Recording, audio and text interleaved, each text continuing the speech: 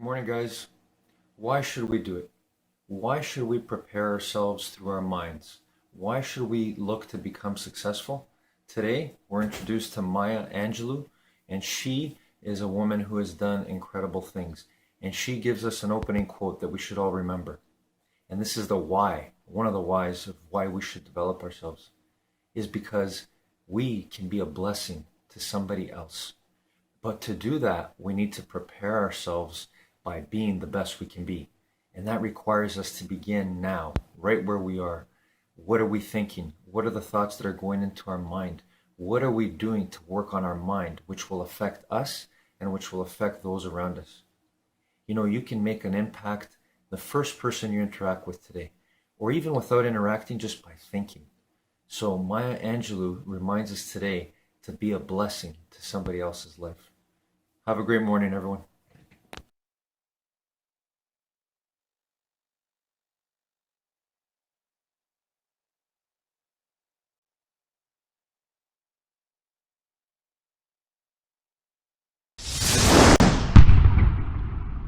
In today's world, the philanthropy is considered where you give the money to someone, and if you don't give the money, you are a bad person. Somehow you don't care enough. And to me, philanthropy should never be about giving money. Philanthropy should be about solving a problem.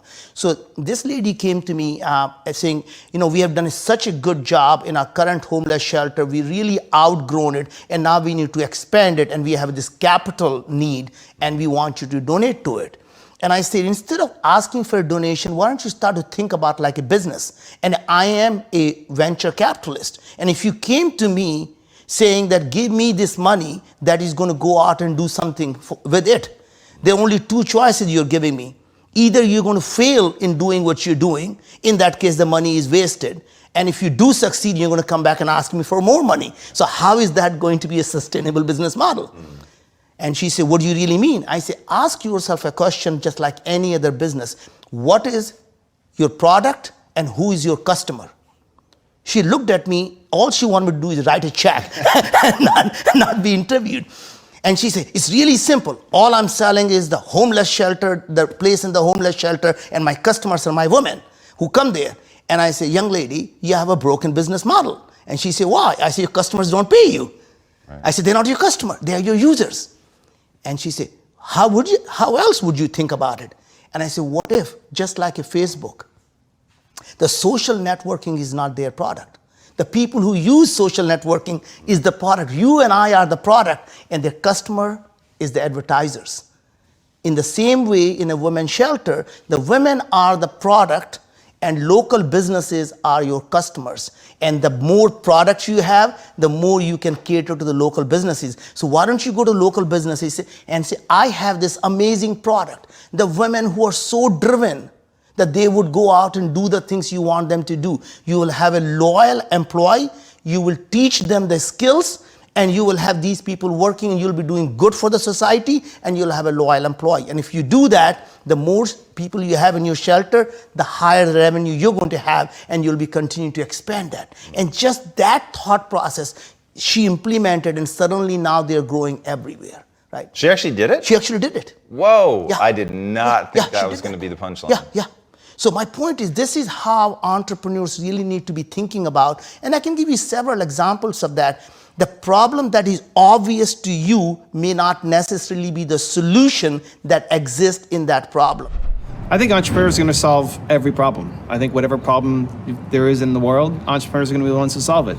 And there's definitely a place for government and everything else, but I just default to thinking it's us, it's entrepreneurs, we're going to do it. We see a problem, we want to fix it. Be the change you want to see in the world. And that's really at the crux of a successful business. When people ask me, how do you make money as an entrepreneur? Well, you solve a problem with something that you love doing. If you are solving somebody else's problem that they're struggling with, you can get paid to do it. And if you love doing that thing, then that's how you start having a business, right? That can have success, long-term, sustainable. If you solve a problem, but you don't love doing it, you're gonna end up burning out, phasing out, people will be better than you at it. It won't be sustainable because you don't love the thing. And if you just love the thing, but you're not solving a problem, then you've got a hobby, right? If you love doing something, but it doesn't solve anybody's problem. You've got a hobby, and it could be fulfilling and enriching for the soul, but that's not a business. It's in that combination of what solves a real problem that you enjoy doing. That's how you start to make money. I think one of the biggest problems, though, for entrepreneurs is we don't know what the problem is. We think we know what the problem is, but we don't know what the problem is, especially when it's for ourselves. We think that we know what our problems are, but we don't actually know our problems because we're too in the thing. Have you ever noticed how it's easier to point out somebody else's problems? Like, you should be doing this. You know what's wrong with this business? They should be doing that. But it's harder to look at ourselves and say, here's the biggest problem that I'm facing right now. At least I find this as a challenge. I'm sitting here at Genius Network.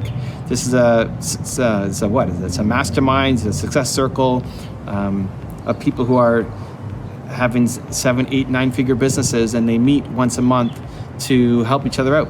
And one of my favorite exercises is when you basically go down and it's called hot seat, and you think about what your biggest problem is, and they put you in groups, and then you're explaining your problem to the other people in your group, and you get suggestions, you get feedback, and these are all, peers, people who've done equally or maybe even more things than you have, and it's great to get, at least I think, a fresh perspective. And so yesterday, one of the members that I was in that group with, he came up and he said, my biggest problem is I need to have more structure in my life. I need to be more intentional with my time. I'm too all over the place. I'm too, creative and I, it's got me this far, but it's not going to be the thing that gets me to the next step. I need to have more discipline and schedule. And the first person started giving him some advice, and she was telling him how she sets her schedule and gives some feedback. And the thing that just kept flowing through my mind, and when it came to me to give advice, I just asked him the question, do you even want this? Do you even want this? And he's like, it sounds like prison. As a guy's actually been in prison before, so he knows what that feels like. He's like, when I think about it, when I talk about it, it feels like I'm in prison. And that is a classic case for a lot of entrepreneurs who want freedom, who are creative, who want to be out. Like, creativity is messy. Creativity is messy. And so you can't be productive and you can't be efficient if you're being creative. And knowing a little bit about him, said, dude, that's not your problem. See, this is where we got caught up in our own traps, in our own thinking, because we can't self-diagnose very well. We often need people to help us. So when he says, my problem is I'm not being intentional enough with my time and I'm wasting a lot of time, I need to be more structured, that's not his problem. In fact, what he needs to do is the exact opposite. He needs to be spending more time in his zone of genius. He needs to be spending more time being creative. He needs to have the freedom to be able to spend 3 days swimming with alpacas, if that's the thing that is in his mind, because it's going to lead to some awesome new creation. That if you take a creative genius like he is and you force him into a structure and a schedule, then he's going to end up in a prison, like he said. And just imagine, if he lives a week like that versus a month like that versus 6 months like that versus a year like that, the more he's trapped in that prison, the less effective he's actually going to be. He might be really efficient and productive for a short amount of time, but he's going to end up hating his life, and he's not going to birth any new creative things into the world, and he's out of his zone of genius. And so his real problem is he doesn't have the person on his team to be that number 2 to take things over. And he hasn't assigned that person the responsibilities or given them permission to be able to run with those things. He's already built the 7-figure business. So it's not like I'm talking to somebody who's brand new startup, doesn't know what he's doing, right? This is a already successful entrepreneur. But again, it's easy to spot the problems in other people's businesses and other people's lives and sometimes in our own. And so the problem was different than the problem that he thought he had. And solving the right problem by getting some perspective will change his life. Just as I was talking and expressing what I thought about him, you could see that he starts to come alive. And at the end, he's like, I feel that. And this is the guy who's really in tune with body and energy. And he's like, I feel that. And he's like touching his heart, as he's doing it. And like, thank you, and what a gift. And so we solved the right problem. And so if you are struggling right now, I think one of the best things you can do is one, model success. So go find the people who've done what you're trying to do and see what resonates. Bill Gates saved my business, even though I've never met him, because I had a software company and I looked at Bill Gates, who started a software company, and that's what I modeled, and it started to work. But I think even more importantly, if you're really struggling right now, is to be around other people who might be able to help. Because you're around some people, even if you're shy and introverted like me, you still have some people around you. The problem is they can't tell you what the problem is. You know, their version of the problem is something you don't want to hear. I don't believe in negative or toxic people. I don't think that's what's going on, but they're, hurt people. So they could be in a lot of pain. They could be hurt. They have a different perspective, one that you don't want their life. You don't respect their opinion on the thing that you're asking about. And so you're just probably around the wrong people. And to be able to change that, to shift that, you might be able to, this group here, one group was $25,000 a year to be in, the other's $100,000 to be in. So you may not be able to afford to go to a group like that, but you don't need it, because you don't need it yet. The most important thing is momentum, to start building, to start being around more positive, optimistic, happy people who you do respect, you can do something with. I made a group called Movement Makers, and every 2 weeks we meet, and these are people who want to be thought leaders, who want to share, want to help, have a message on their heart and need to get out to the world. And it's great to be around me, and I teach and I share and I give my perspective. But the biggest learning, I think, honestly, is by them being connected to each other, by them doing challenges and projects together, by them interviewing each other on their channels, so that they're not alone and they have people to talk to and connect with and feel like this matters and there's some momentum. Because whatever you want to do, the people around you don't understand it, right? If you're an entrepreneur, you're a little bit crazy. It's awesome. Like, high five, I love you, celebrate. But you're a little bit crazy and different, and the people around you don't understand you. And some people might just be supportive, just not know what to tell you. And other people might be straight out negative and say, stop doing that. Be practical, be realistic, go get a job, go to school, go live a safe life. And you don't want that life. And so you need to start being around the people, collect good people who support you, who cheer you on, who believe in you, who say that you can do things, who still push you, but in a positive, loving way forward, as opposed to a negative way down, that makes you feel like things are possible. And so how do you find those people? Well, you could join a group, right? Genius Network might be a fit for you if you've got a big budget. Movement Makers might be a fit for you if you're trying to be a thought leader. But actively look for people, actively look for events and conferences and groups, even if it's a free meetup group at the beginning. Like, actively look to be around people who are close to you, or online groups that you can join, but that are around the same interests as you. Because when you're around the people who are trying to do the same thing that you are trying to do, even if they haven't quite done it yet, it's not only mentoring where they've done it and they're showing you the ropes, even if they're trying to do it and you're trying to do it, to be around people who are ambitious, who want to chase down their dream and goals and achieve something, right, and make something of their lives. If you're around those people, it will just fill you with more energy. It will fill you with more energy and make you feel like hope is possible. That'll be my immediate action item. To, yes, have the environment, pay attention to who you subscribe to on YouTube and who you follow on Instagram, and the books that you're reading and the content you're consuming. Does it lift you up? Does it make you feel better and belief and give you hope and strategies and tactics on what to actually do? And look at your circle. And are you with the right people? And if not, then just don't make it some big thing that you have to go join this giant group that's super expensive. Just start with, who can I talk to right now? Who's trying to do this thing with me too? Who's even at my level that I can build and grow and learn with? And if you just switch your mindset to start to look, to start to search, to go to Google and type in your city and look for groups, or to think about the industry you want to be in, like how to be a thought leader or how to be a XYZ, whatever it is that you are in, whatever your business is, and to find groups of people who are doing it.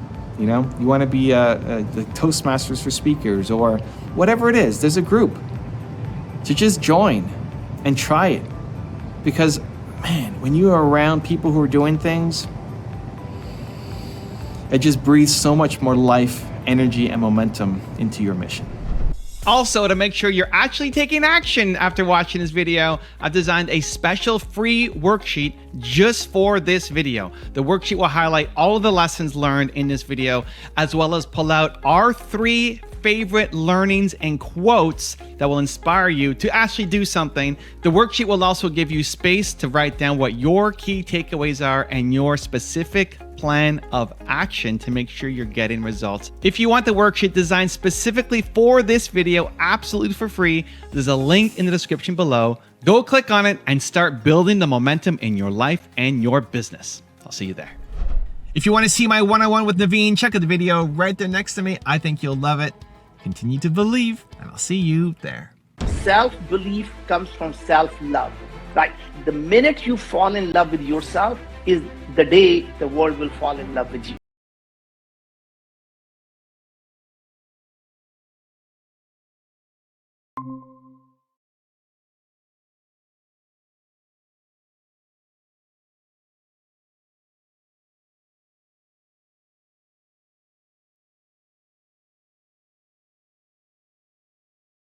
Good afternoon, guys. How do we stay on our path to developing our minds and being our best selves? How do we do it? Especially when it gets tough, especially when outside conditions start to affect us, especially when negative things happen and it seems like things are never going to change. What I found is you remember your why. Why are you working on yourself? Why are you trying to develop the best part of you through the power of your mind? Your why has to be strong enough. And let's remember that every time we're seeking a change outside of us because we don't like it, the moment we begin to work on that change within us, including the thought that caused that drive to change the outside conditions, the moment we start to work within, we start to affect the outside. So you have to understand that your why has to be the strongest thing that drives you and keeps you determined. Have a great afternoon, everyone.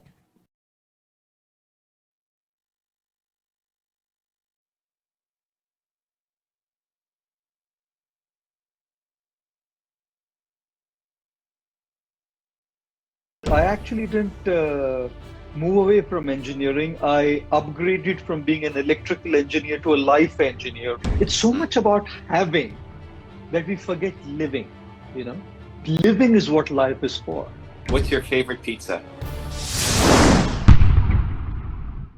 Today's episode of Model to Masters is brought to you by TubeBuddy. TubeBuddy is your best friend on your road to YouTube success. I use it every day on my channel to get more views and subscribers, automate the boring tasks, and split test my thumbnails and titles. I've done over 3,800 split tests, which have led to results like taking this 5-year-old video that was getting 250 views a day, and just by changing the thumbnail, it blew up to 15,000 views per day. You can get started on TubeBuddy for free at tubebuddy.com/epic. There he is, Mr. Gurgopal Das. How are you? I'm good, thank you. And how are you doing, Ivan? How's Canada? Are you in Canada at the moment? I'm at home, Canada, Toronto. Everything is everything's safe. All my friends, family safe. So nothing to complain about here. But super excited to have you on. For everybody watching, if you don't know this man, if you want to get wisdom, if you want to be entertained, if you want to learn from what I think is maybe one of the greatest storytellers of our generation, you have to go check out his channel. And he's also the author of a new book called The Way of the Monk. Tell us quickly about the concept of the book, why you wrote it, and why people should care. Yeah. Thank you very much, Ivan, for your kind words. But I must say that you're doing such great work as well with your channel and your tagline. I suppose, what is it? Believe Nation? That's it. That's it. You're doing such an incredible job, man. And so firstly, my heartfelt congratulations and gratitude for doing what you're doing, trying to make the world a better place. So thank you very much. And in regards to the book, The Way of the Monk, it's about 25 years back that I decided to make the shift from being an electrical engineer to a monk, you know. In fact, a lot of people often ask me, why did you move away from engineering? And I tell them that I actually didn't move away from engineering. I upgraded from being an electrical engineer to a life engineer or a lifestyle engineer. And I always felt that it was moving from dealing with machines and systems to dealing with the human potential behind the machines and the systems. I was in Singapore doing an event called Masters of the Century, and I happened to share stage with Sophia, the humanoid, the first artificial intelligence-based robot. She was interacting, she had human features. And when she was questioned about artificial intelligence, she said, "You humans are the ones who gave me this artificial intelligence." And she said, "We as artificial intelligence driven robots are not meant to be competing against the human potential. We are meant to be complementing the human potential." So I decided that I'm not going to work in the field of AI. I'm going to work in the field of RI, real intelligence. I like that. So move from technology to the human mind, the human potential. That's how I decided to be a monk. So when I joined the ashram, the monastery, I started learning the ancient wisdom from my teachers, from my gurus, from people around me, reading the books, reading the epics. And then I felt, as I was living there, I've been there for the last 25 years now, and I felt that monkhood has very little to do with what you wear. It has very little to do with your particular faith. It has very little or nothing to do with the place where you live, whether you live in a monastery or you live at a home, or the demographics, the geography doesn't matter. It barely has anything to do with your hairstyle as well, and we share a similar hairstyle. It's close. It's close.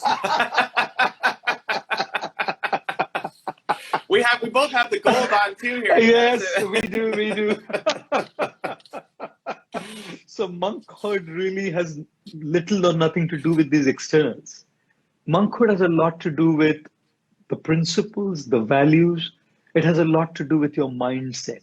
Therefore, in The Way of the Monk, after every chapter, there's a section called the monk mindset. It's that mindset which can really transform the way we live. It's that mindset which can transform our relationships, which can transform the way we grow professionally. It can transform the very experience of our life and allow us to tap into the deepest of our human potential. So after realizing that this monk mindset is not limited to the boundaries of a monastery, I thought I must share this, So The Way of the Monk is trying to share the monk principles that I learned in the monastery and bring that to the world in a way that people can apply them, try to apply them, and see if we can bring a positive change in life. That was the logic behind writing the book. Yeah. I'm so excited for it. I think, we profile many different monks on the channel, and a lot of times the message is a little hard to understand. And what you do so well is make it easy to understand and make it fun at the same time. For someone, I try, man. I try my best. But, in your videos, there's laughing, there's storytelling. It looks like you're having fun in the process, even when it's talking about something very serious and obviously helping people. What do you think is most people who read the book won't go become a monk and join an ashram. So what do you think is the biggest thing that we're missing that the average everyday non-monk person needs that they can benefit from the monk mindset? I think what's happening a lot with our lives today is that we're living in a very fast-paced life.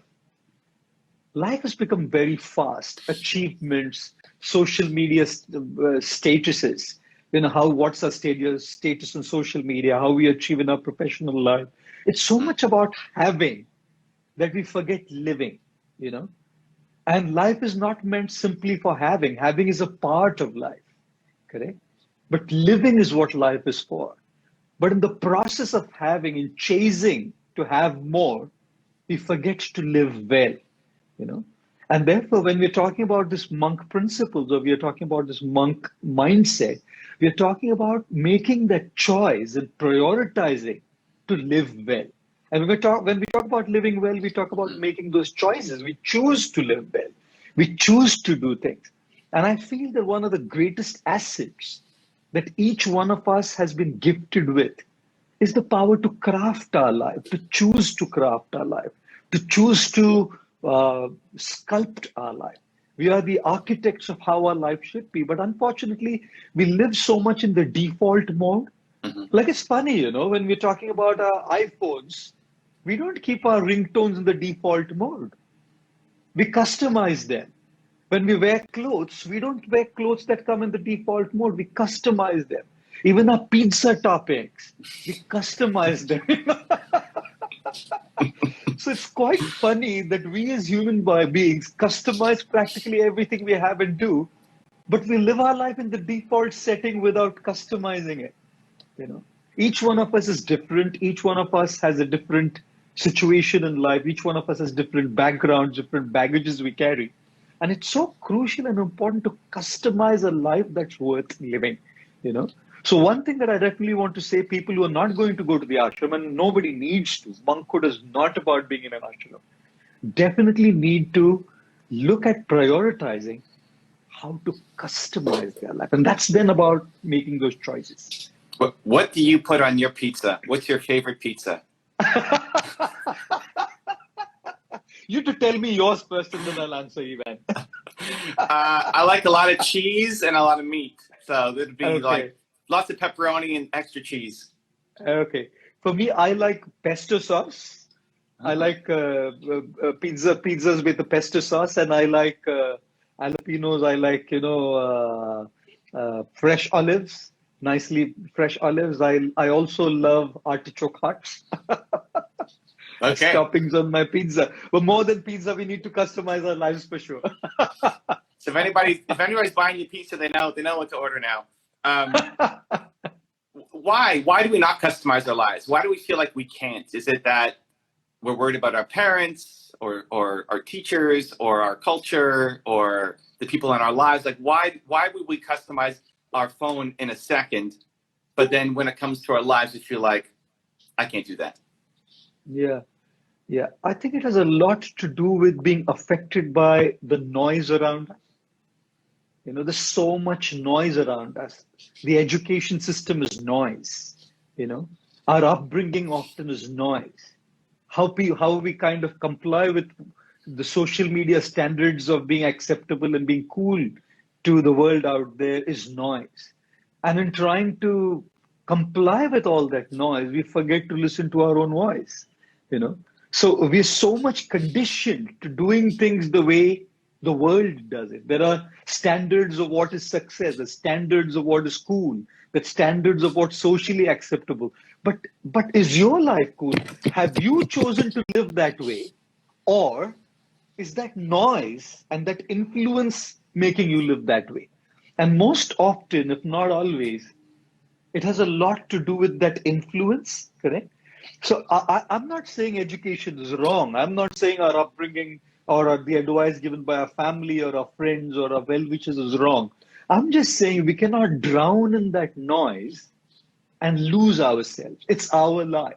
It's our life. They're not going to live it for us. You know, all those people who accept us because we show ourselves in a certain way on social media don't really come there when we need them the most. So sometimes I say we prioritize our online relationships so much that we forget our offline relationships, the real ones.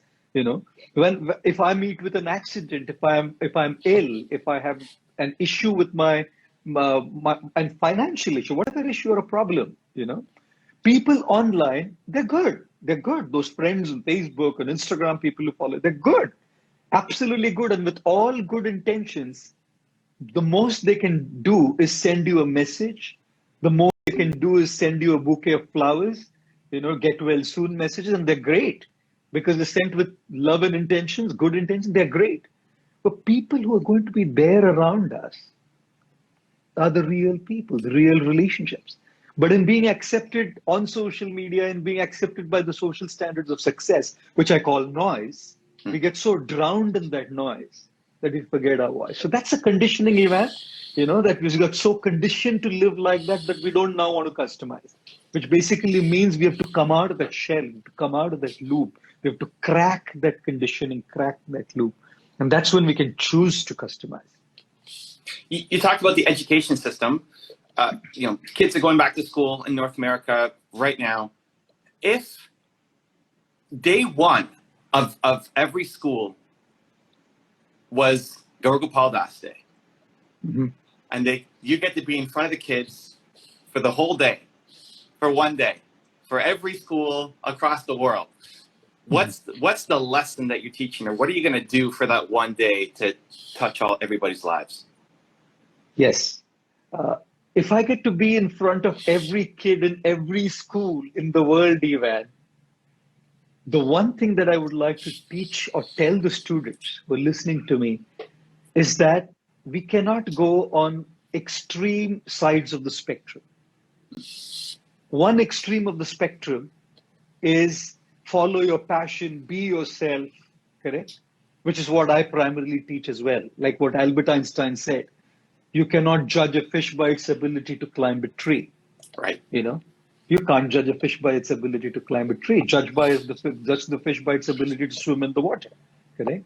Now, two things happen in that case. Number one, the fish is effective in doing what it can do because it's in its right habitat. And number two, it's satisfied because it's in the right habitat.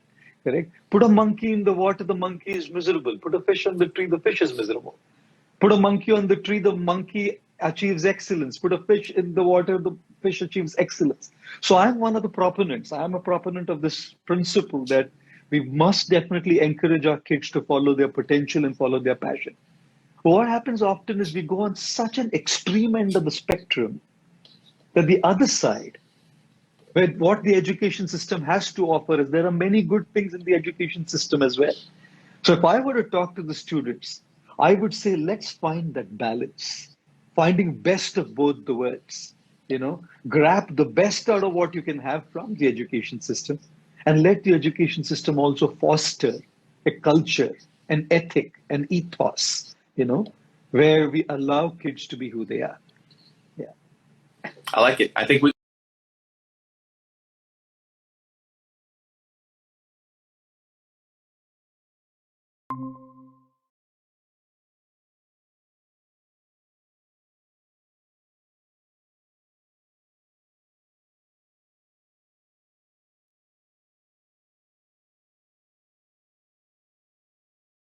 Good evening, guys. As we live each day and try to become the best we can be on our path, we have to remember what a blessing we can be in the most simplest of things. And I want to share with you a personal story. When I came on in 2018 and started doing videos, trying to help people with some of the things I've learned, when I started doing that, it was so new and so scary for me. And I went and I did it anyway. But my point is that you don't realize how much you have helped me. Even though we may not be interacting as much as we would like to, perhaps, I want you to know that you are so powerful in how you can be a blessing to somebody. You've been a blessing to my life. I'm still doing this because I gained the support and the love from you. Even a thought you have, one little comment can make all the difference to somebody's life. So let's remember that as we continue. Have a great evening, everyone.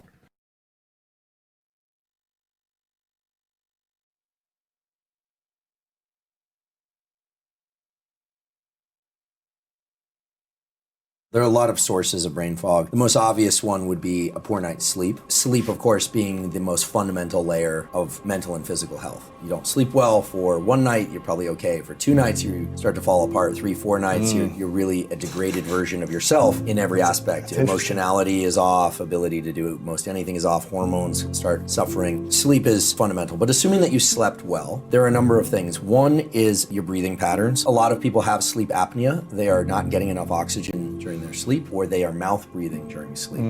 These days, it's become popular in some circles to take a little bit of medical tape the mouth shut, and to learn to be a nasal breather. And there is excellent evidence now that being a nasal breather most of the time, as long as you're not speaking or eating or exercising hard enough that you would need to breathe through your mouth, that it's beneficial to be a nasal breather for a couple of reasons. First of all, if you are nasal breathing during the day, the tendency is that you will nasal breathe at night, which tends to lead to less sleep apnea apnea, less mouth breathing during the middle of the night, and less brain fog. Why brain fog? Well, during sleep, a number of restorative processes occur, but if you're not getting enough oxygen into the system, the brain is literally becoming hypoxic, and a lot of the cleaning out mechanisms, as they're called, don't get an opportunity to function as well as they ought to. So you wake up in the morning, you slept your normal 6 to 8 hours, but you're feeling kind of groggy and out of it. Need motivation? Watch Top 10 with Believe Nation. Hey, it's Evan Carmichael, and I make these videos because you are probably the most ambitious person in your circle, but you know you're capable of more, and you get that push by surrounding yourself with the best. So today, let's learn from one of the best, Dr. Andrew Huberman, and my take on his top 10 rules of success. Enjoy. And of course, there could be other reasons that you're experiencing brain fog. Maybe, for people that drink alcohol the night before, maybe they had alcohol. For people that maybe they ate a meal that was too large before sleep, maybe any number of reasons, right? Gotcha. But getting adequate oxygenation of the brain during sleep is key. So learn to be a nasal breather. And for those of you out there that say, well, I have a deviated septum, a lot of people think they have deviated septums. The problem is they're not nasal breathing enough. The sinuses actually can learn to dilate if you nasal breathe. Exercising while nasal breathing, it will kind of depend on the sport. Like if you box, oftentimes there's the need to do a shh or, kind of like exhale on impact type thing. So I don't think anyone should tamper with their normal breathing patterns as it relates to sport or singing or some, activity.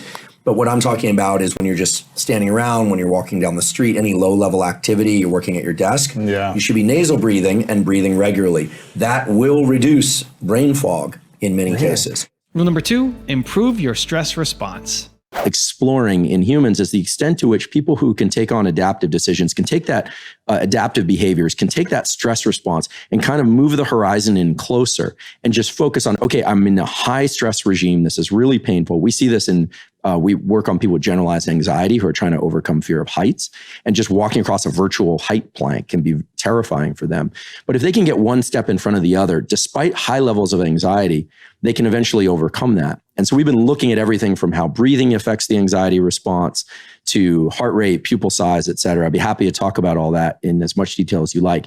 But I think the principle to take away is this, that the growth mindset is not about suppressing anxiety so that you're able to cruise through things with ease. That's just one part of it. It's really about trying to understand that stress response as key to your growth. It's absolutely key. And I think people that lift weights or run long distance or are involved in competitive sports, they fundamentally understand this, but even they kind of migrate away from it over time, where recovery is super important, but you need the stimulus, right? And the stimulus for growth is that stress response. And if you think about it, evolutionarily, let's say we were all living in a little clan here in the Onnit offices and we didn't know anything about the outside world. We would start to kind of eventually what drove people to leave was they didn't have enough of what they needed. There's this sort of the seeking, right? So if you had enough everything, you had enough mates, enough food, enough water, you'd be fine. But at some point there was some deprivation. And so we had to do a risk benefit analysis. And so it was really about taking that anxiety and venturing out into the unknown to find resources. Some people died and some people succeeded and they were rewarded. And with that reward came the idea that, there's something about looking out into the environment that's useful, that can allow me to have more than I have in the moment. But you can't divorce yourself from the anxiety of wondering whether or not things are going to turn out okay. You can't divorce yourself from the anxiety of strain and effort. There's just simply no way. And in fact, you weren't really designed to do it. So to kind of peel this around to a practical answer, because I often listeners and people want to know, what do I do with this? Is, I think the field of wellness and biohacking and high performance is great, but it lacks definition. So one thing I'd really like to see more of in these communities and in the scientific community for that matter is more careful definition. Like, what is mindfulness? Like, really, what are we really talking about? What is stress? And what are stress mitigation processes that are useful? So one thing I think is really useful is think about real-time tools versus offline tools. I believe personally that everybody, whether or not they're MMA fighter, they're into CrossFit, they're running ultras, or they're a student in a class that doesn't do anything, whatever it is, has 4 tools. One tool to get you to mitigate your stress response in real time. So let's say your stress response hits. You need to keep it. You can't let it go too high or too low. No one wants to suppress it, but something to do that. You also probably want an offline tool that allows you to raise your ceiling on what stress feels like.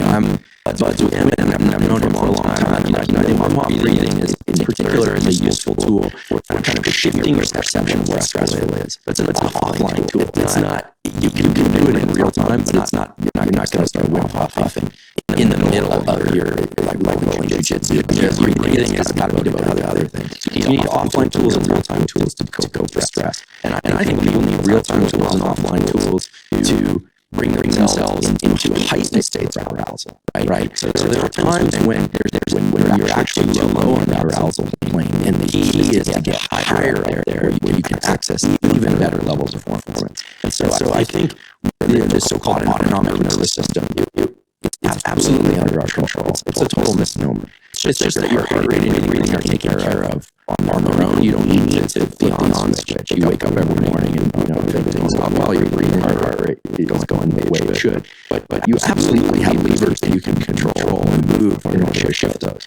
And I think that there's been a lot of focus on like, okay, breathing is a great tool, or the ice bath is a great tool, but we really aren't thinking about what they're best for. And as a result of that, I don't feel like we're all past where they are unless I start thinking, okay, like what's the utility of breath holds? Don't tell me like my lab is very interested in like trying to figure out what the utility of breath holds is. Is it better at letting you deal with adrenaline in your system? Better at getting carbon dioxide tolerance?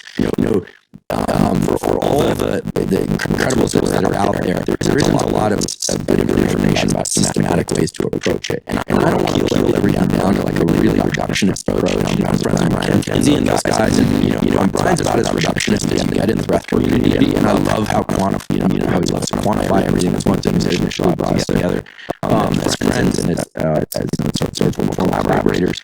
But I think that this world of biohacking needs definition.